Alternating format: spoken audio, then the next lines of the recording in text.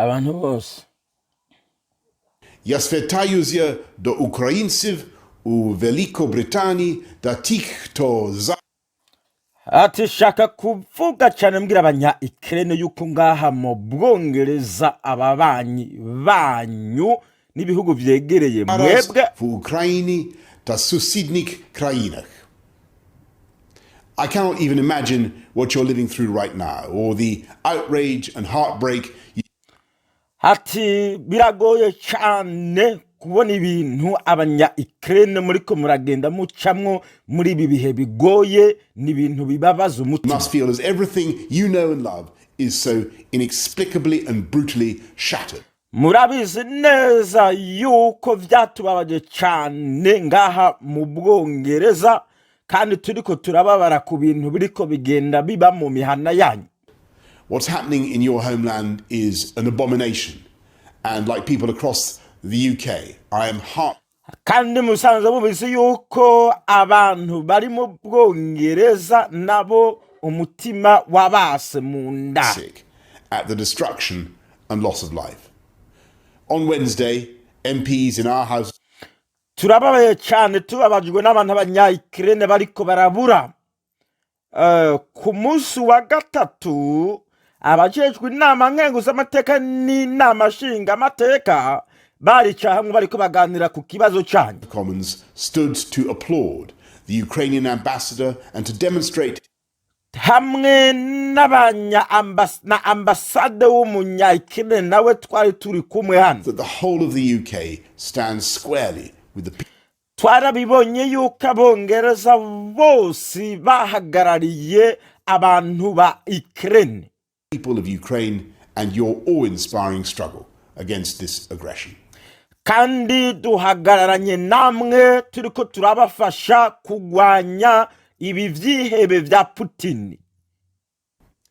Together with Ukraine's many friends, we're doing twese hamwe n'abagenzi canke ababanyi b'abanya-Ukraine turiko turashobora gukora ibintu byose dushoboye, everything we can to support you and to impose a mountain of pressure on Vladimir Putin. Ati turiko turagerageza gukora ibintu byose bishoboka kugira ngo dusenyagure uyu mugabo yigize umusozi ari we Vladimir Putin. We're working with more than 25 allies and partners from as far away as Australia. Hano turiko turakorana n'ibihugu bitandukanye nk'ibihugu bishika 25 by'ama RNC hamwe n'abanye-Australia to support those engaged in the battle, not only to protect their homes, kugira ngo tubafashe kugwanya intambara kandi twongere dukingire no mu mihana yanyu, ariko si mu mihana yanyu gusa, but freedom and democracy ni no gukingira n'uburenganzira bwanyu na demokarasi yanyu itself. With the US and the European Union, we've brought in the biggest package of America hamwe na European Union bariko baragerageza kuzana ibintu byose bishoboka global sanctions ever imposed on Russia, and ivyo bintu byose bishoboka turiko turagerageza kuzana no gukora twamaze kubipanga kugira ngo tugerageze turandure burundu Uburusi yuko biri kose. We'll go further unless and until this aggression stops. Mpaka tumaze kubona neza na neza ibi vyihebe canke ibi bibi bariko barakora bihagaze. The world is turning its back on Putin. Isi yose mumenye yuko yahagaze ihagurukiye Putin and his regime. N'abamushigikiye bose n'ivyiwe byose. Severing ties with Russia, participation in sport.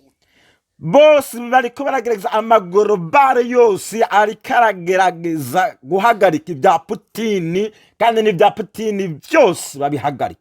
Events is being cancelled and nation after nation is taking a stand.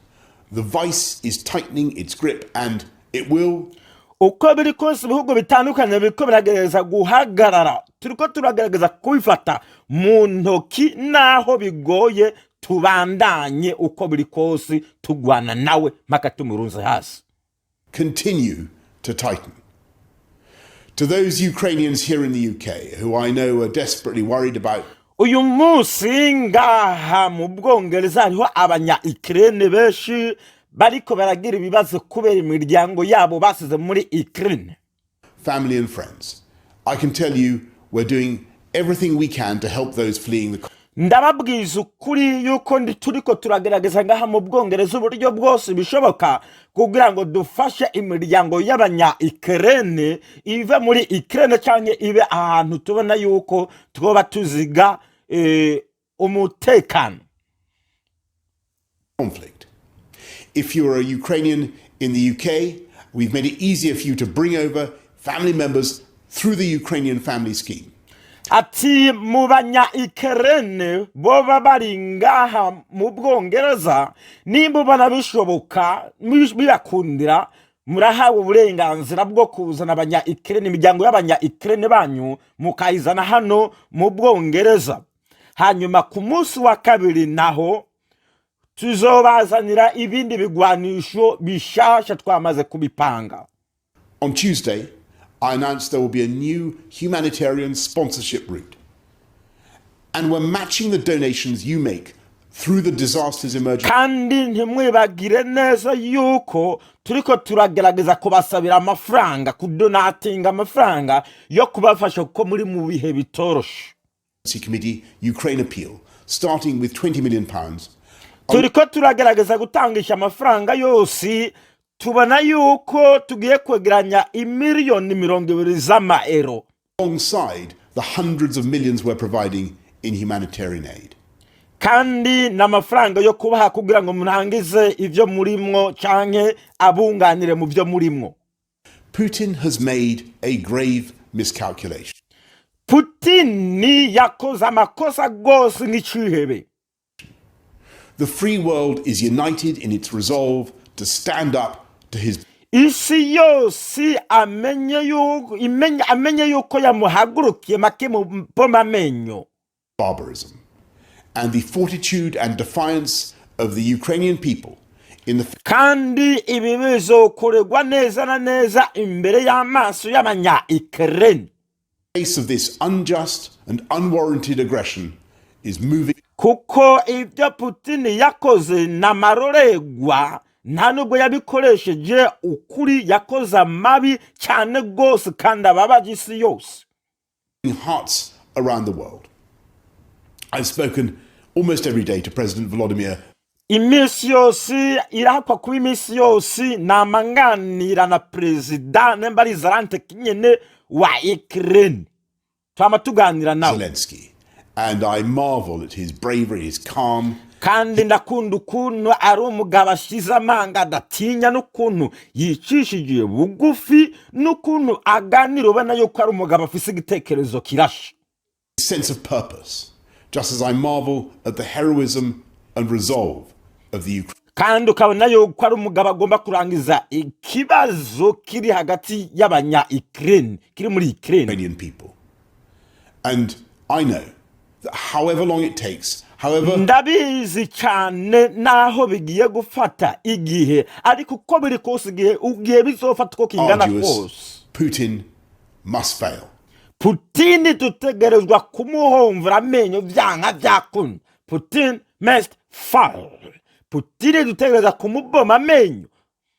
Ndabizi yuko bamwe mu bantu bashigikiye Putin baca batangura kumera mababa, batangure kujigwiragira yuko turiko tubaha amakuru mabi, ariko ibi turiko tuvuga turiko dusuramwe ivyo yavuze, nimba natwe mutatwitwa abasazi. Ariko akuru ntabwo turiko dushikira ibintu by'intambara, turiko tubabwira biriko biragenda, kuko ari bamwe batumva amakuru yose. Hari abantu batumva ingene ibintu biriko biragenda, ariko turiko tubashikiriza amakuru ayariyo yose. Impamvu turiko tubana amakuru ndiko batugomba yuko mufasha gusengera abanya-Ukraine, kuko bo bariko bazira ubusani, nabo bariko barategwa cyane. Turazi ko hariho n'abarusiya benshi bariko barapfa, ariko abanya-Ukraine abana benshi bariko bahomvagurirwa amazu yabo, amashure, ibitaro n'ibindi. Nta muntu anezerwa iyo amaraso ariko araseseka.